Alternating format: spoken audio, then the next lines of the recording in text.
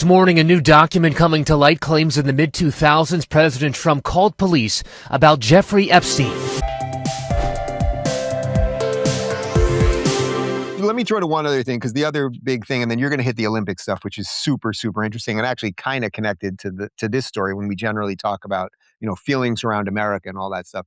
But I want to throw to one Epstein thing, because that seems like it's the story that's just going to sit with us now, and we're going to keep getting information and trying to figure out what's true and everything else. But interestingly, as we had this 3 million document dump, and as more emails are coming out, and now there's some images coming out and some videos and things. I mean, Steve Bannon seems like he's in an awful lot of hot water, and I think it might explain some of his bizarre political behavior over the last couple of months.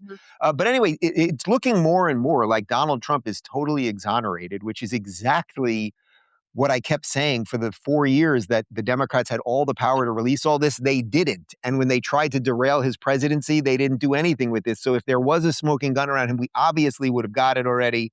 But here's a little bit more on the fact that Trump is not in trouble here, but a lot of other people seem to be. This morning, a new document coming to light claims in the mid-2000s, President Trump called police about Jeffrey Epstein. Among the 3 million Epstein files released by the Department of Justice last month is a 4-page FBI report on an interview the Bureau conducted in 2019 with the man believed to be former Palm Beach Police Chief Michael Ryder. Ryder and his detectives began investigating Epstein for human trafficking in 2004. According to the document, Trump called Ryder around that time and said, "Thank goodness you're stopping him. Everyone has known he's been doing this." Ryder also says Trump said he threw Epstein out of his club, and he was around Epstein once when teenagers were present, and Trump got the hell out of there. The former police chief says Trump told him to focus on Epstein's associate, Ghislaine Maxwell, saying she is evil. Did you have any suspicions that he was molesting young women, No, I had no underage women? idea. I had no idea. Trump has long denied having any knowledge of Epstein's crimes, but Ryder says Trump was one of the very first people to call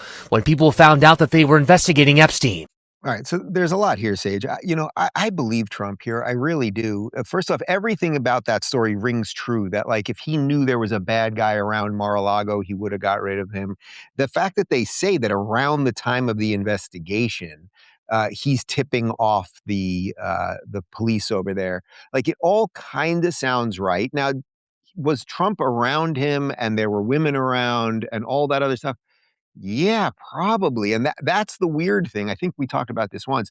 The weird thing about all of this is everyone's trying to point at everyone in there and being like, "Oh, see, gotcha." And the problem with any kind of sophisticated honeypot operation is you don't need everybody to be guilty. So let's say there were 10 names on that thing and 6 people did really terrible things. You got Epstein, and then let's say 6 people did terrible things. That's 7 people. 3 other people might have been going to parties or had been invited to dinners or blah, blah, blah, and just been there, not known about it. And then they're going to be destroyed in the process. So that's why this whole thing is just so messy. And you see every political side is just trying to use it for their political purposes, which is gross, although obviously not the most grotesque part of what happened here. You know, when I saw that with ABC News, I'm like, oh, this must pain them. And I think CNN has made some admissions as well. I just want them to make George Stephanopoulos voice that package. Put it out on Good Morning America. That looked like the overnight show. Maybe they did it throughout. Maybe they say, oh, it's fine, we tweeted it, so that covers all of ABC, which I guess it does. But for those people who actually have gotten in some trouble for going too far with their language describing things they think Donald Trump may have been involved in back in the day, currently, whatever it is, just to have them come out and say it. It's a big deal. We'll take that. Doesn't mean that I think that the mainstream media is finally going to start to use their brain and be fair. Just try to be fair. I still go back to the beginning of Trump's term here in 2025 and just how poorly it was handled. Because I think that a lot of this we wouldn't be talking about it in this way, maybe. And I think that they wouldn't have tried to come so hard over the last year, because when Pam Bondi went out there and you have the big white folder and then all the influencers that they gave the package to, and it's on my desk. And then, well, I didn't exactly say it was all on my desk. They messed this up. Yeah. And so now, you're darn right. They're going to try to find any possible way. And in this case, they have to admit that, according to this, there looks like there's proof. that Donald Trump had nothing to do with this and he was doing the right thing.